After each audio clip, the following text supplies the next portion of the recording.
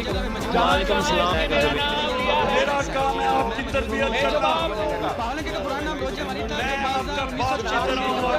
آپ کے بیٹوں کو۔ بسم اللہ الرحمن الرحیم۔ آج کل آپ الیکٹرانک میڈیا پر، سوشل میڈیا پر حکومتی جماعتوں اور اپوزیشن کی جماعتوں کے منہ سے ایک ہی لفظ سنتے ہوں گے، اور وہ ہے پیکا ایکٹ۔ کیا ہے یہ دراصل پیکا ایکٹ، اور سیاسی جماعتوں کا اس میں کیا کردار ہے، اسی پر بات کریں گے۔ سب سے پہلے بات کرتے ہیں کہ دراصل یہ پیکا ایکٹ کب آیا اور اس میں اب ترمیم کیا ہوئی ہیں۔ آپ کو ایک بات میں یاد کروا دوں کہ یہ دراصل جو ابھی کچھ باتیں ہو رہی ہیں، یہ پیکا ایکٹ ابھی نہیں آیا، یہ امینڈمنٹس کی باتیں ہو رہی ہیں کہ جو اس میں ترمیم کی گئی ہیں وہ کیا ہیں، اس پر بحث ہو رہی ہے، نہ کہ یہ پیکا ایکٹ ابھی آیا ہے اس پر بحث ہو رہی ہے۔ پیکا ایکٹ بیسیکلی 2016 میں آیا تھا جب پاکستان مسلم لیگ نواز کی حکومت تھی، اور پیکا سے مراد پریونشن الیکٹرانک کرائم ایکٹ تھا، جس کے تحت سوشل میڈیا پر اور الیکٹرانک میڈیا پر جتنی بھی فیک نیوز پھیلائی جاتی ہیں اس کے خلاف روک تھام کا فیصلہ کیا گیا تھا، اس کے تحت یہ ایکٹ لایا گیا تھا۔ اس کے بعد پاکستان تحریک انصاف کی حکومت ہے، انہوں نے کچھ اس میں ترمیم کی، اور اب 2025 میں اس میں ایک بار پھر ترمیم کی گئی ہے۔ جب پاکستان مسلم لیگ نواز یہ ایکٹ لائی تھی، اس پر اس وقت کی اپوزیشن جماعتوں نے بھرپور احتجاج کیا تھا۔ نہ صرف اپوزیشن کی جماعتوں نے بلکہ صحافتی تنظیموں نے بھی اس پر بھرپور احتجاج کیا تھا۔ اس وقت جو اپوزیشن میں تھیں وہ تھیں پاکستان تحریک انصاف، پیپل پارٹی اور دوسری اس طرح کی جماعتیں تھیں۔ تو اس وقت جو پاکستان مسلم لیگ نواز کی تھی حکومت، وہ اس کے حق میں اور اس کی فضائل بیان کرتی تھی، یہ ایکٹ بہت اچھا ہے، یہ ہونا چاہیے۔ تو اس وقت کی جو اپوزیشن تھی وہ اس کے خلاف ظاہر باتیں کرتی تھی، اپوزیشن کا کام یہی ہوتا ہے کہ وہ اس کے خلاف باتیں کرتی ہیں۔ اس کے بعد جب پاکستان تحریک انصاف کی حکومت آئی تو وہ اس کے حق میں فضائل بیان کرنے لگ گئی، تو اس وقت کی جو اپوزیشن جماعتیں تھیں وہ اس کے خلاف باتیں کرنے لگی، یہ غلط ہو رہا ہے، یہ ترمیم کر رہے ہیں۔ اس پر جو فواد چودھری اور فاروق حبیب تھے وہ بڑا اس کو بغل دبائل باتیں کرتے، یہ کریں گے، ہم وہ کریں گے، ہم ریگولیٹ کریں گے تھوڑے کو، ہم سوشل میڈیا الیکٹرانک ویڈیو کو ریگولائز کریں گے۔ تو اس وقت بھی صحافتی تنظیموں نے احتجاج کیا، اور اب جو 2025 میں یہ امینڈمنٹس کی گئی ہیں، اس میں جو پی ڈی ایم کی حکومت ہے وہ اس کے فضائل بیان کر رہی ہیں، اور جو اپوزیشن کی جماعت ہے اور سب سے بڑی جماعت جو پاکستان تحریک انصاف کی اپوزیشن کی جماعت ہے وہ اس پر بھرپور تنقید کر رہی ہیں۔ تو ابھی یہ کیا ہوئی ہیں اس میں امینڈمنٹس؟ تو سب سے پہلے تو اس میں ایک social media protection and regulatory authority بنانے کا فیصلہ کیا گیا ہے،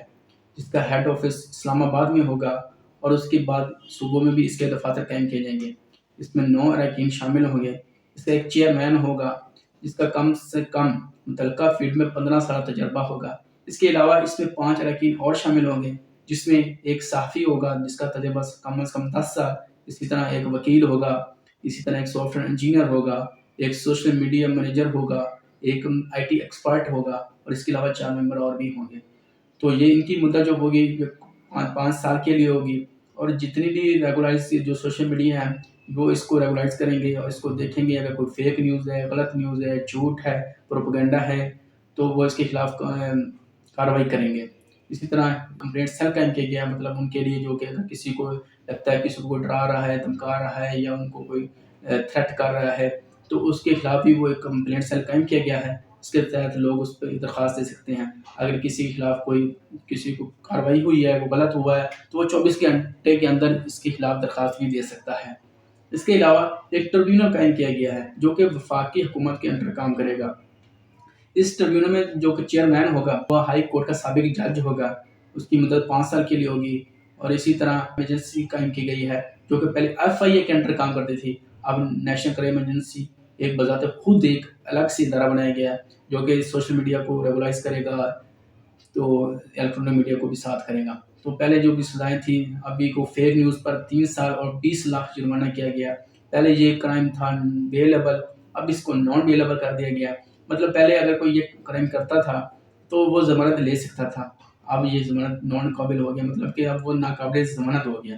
اور جو بھی اس کا آفیسر ہوگا وہ بغیر وارنٹ گرفتاری کے کسی کو بھی گرفتار کر سکتا ہے اگر اس کو لگتا ہے کہ یہ فیک نیوز پھیلا رہا ہے، یہ جھوٹ پھیلا رہا ہے، یہ پروپیگنڈا کر رہا ہے۔ اور یہ دراصل کیا ہوں گی جھوٹ اور پروپیگنڈا، یہ دراصل نظریہ پاکستان کے خلاف اگر کوئی جائے گا، حکومت کے خلاف کوئی جائے گا، اداروں کے خلاف کوئی جائے گا، پارلیمنٹیرین کے خلاف کوئی جائے گا، یا کوئی خواہ بات کرے گا، یا جس کو لگے گا، یا کوئی مذہبی فرقہ واریت پھیلائے گا، یا کوئی فساد دنگے پھیلانے کی کوشش کرے گا، یا لوگوں کو ورگلانے کی کوشش کرے گا،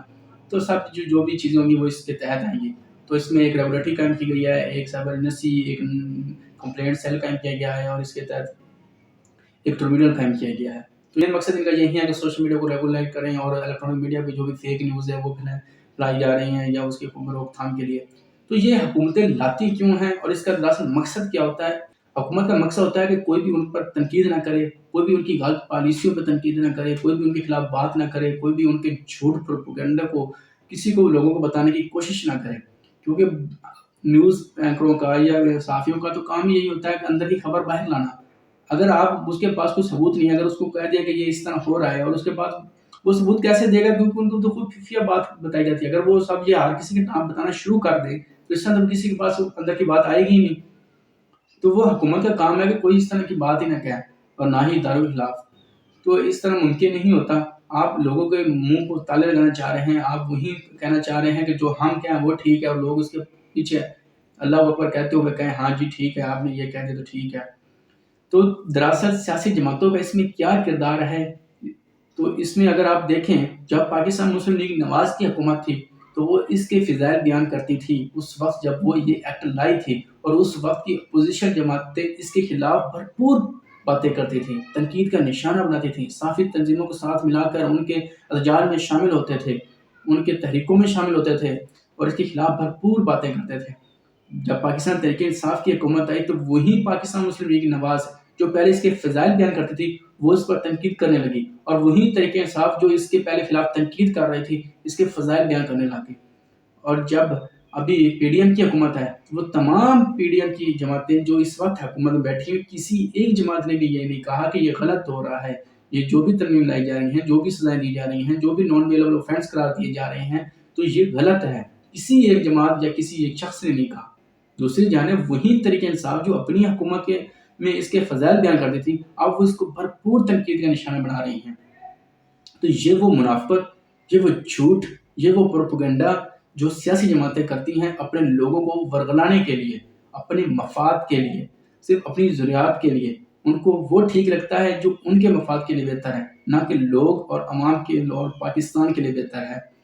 آپ اگر پاکستان تحریک انصاف کے فیصل سلیم کو دیکھیں تو وہی فیصل سلیم سینیٹر جو ہیں کے پی کے سے ہیں، وہ اسی ترمیم کے حق میں ووٹ اندر دے رہے تھے اور باہر علی ظفر اس کے خلاف کانفرنس کر رہے تھے۔ اس سے بڑی منافقت کیا ہو سکتی ہے کہ ایک ہی جماعت کا ایک شخص اندر ان کو ووٹ دے رہا ہے، اس کے حق میں وہ فیصلہ کروا رہا ہے، دوسرا بندہ اس کے خلاف باہر کانفرنس کروا رہا ہے، اور وہی اگر آپ دیکھیں علی ظفر کے بغل میں ڈاکٹر زرکا کھڑی ہوئی تھی، وہی ڈاکٹر زرکا جس نے 26ویں آئینی ترمیم کے حق میں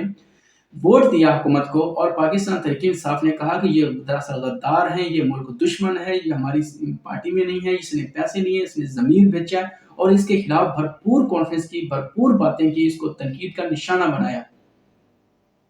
تو میں کیسے مان لوں کہ یہ سیاسی جماعتیں ملک عوام کے لیے یہ کام کرتی ہیں، یہ ملک کے مفاد کے لیے کام کرتی ہیں؟ یہ دراصل منافقت پہ مبنی ایسی سیاسی جماعتیں ہیں جن کا جھوٹ وتیرہ بن چکا ہے، پروپیگنڈا جن کا وتیرہ بن چکا ہے، جو لوگوں کو ورگلا کر صرف ووٹ لیتے ہیں، لوگوں کو جھوٹ بول کر ووٹ لیتے ہیں۔ وہ جس طرح نازی پارٹی کا ایک وہ کال تھا جو کہ اس وقت کی جو ہٹلر کی جماعت کے ایک تھے، گوبلس کا نام تھا جس کا شخص کا، اس کا بات وہ کہتا تھا کہ جھوٹ اتنا بولو، جھوٹ اتنا بولو کہ وہ لوگوں کو سچ لگنے لگ جائے۔ اب یہ وہی بیسیکلی اسی کال پر چلتے ہیں، یہ اسی بات کو آگے بڑھانا چاہتے ہیں کہ دراصل جھوٹ اتنا بولتے ہیں کہ لوگ کہتے ہیں یار واقعی اتنا بڑا جھوٹ کیسے ہو سکتا ہے، اور وہ اس کو سچ مان لیتے ہیں۔ اور کبھی اگر کوئی سچ بنانے کی حقیقت پر مبنی کوئی بات کرنے کی کوشش کرتا ہے عوام کو، تو عوام بجائے کہ اس بات کو تسلیم کریں، اس پر غور و فکر کریں، لوگ اس کے خلاف ہی اٹھ کھڑے ہوتے ہیں، اس کے خلاف بھرپور پروپیگنڈا کرتے ہیں، جھوٹ بولتے ہیں، اس کو ایسی غلیظ گالی دیتے ہیں، اس کے خلاف اخلاق سے گری ہوئی باتیں کرتے ہیں، کیونکہ وہ سچ سننے سے قاصر ہیں، وہ سچ سن ہی نہیں سکتے، وہ سمجھ ہی نہیں سکتے، وہ اس پر بات ہی نہیں کر سکتے، کیونکہ انہیں ساری زندگی جھوٹ اور پروپیگنڈے میں تو ورگلایا گیا ہے۔ تو یہ تمام سیاسی جماعتیں ایک جیسی ہیں، کوئی کم بری، کوئی زیادہ بری، کوئی اچھی، کوئی کم اچھی، اس پر بحث تو کی جا سکتی ہے، لیکن ان کا سب کا ایک ہی وہ نظریہ ہے، ایک ہی سوچ ہے، ایک ہی فکر ہے کہ لوگوں کو ورگلائیں، ووٹ بینک بنائیں، اپنے مفاد کے لیے لوگوں کا استعمال کریں، صحیح ہو غلط ہو وہ اس کو کوئی فکر نہیں پڑتا۔ تمام ادارے اپنے مفاد کے لیے کام کرتے ہیں، ان کے سربراہان اپنے مفاد کے لیے کام کرتے ہیں، کسی شخص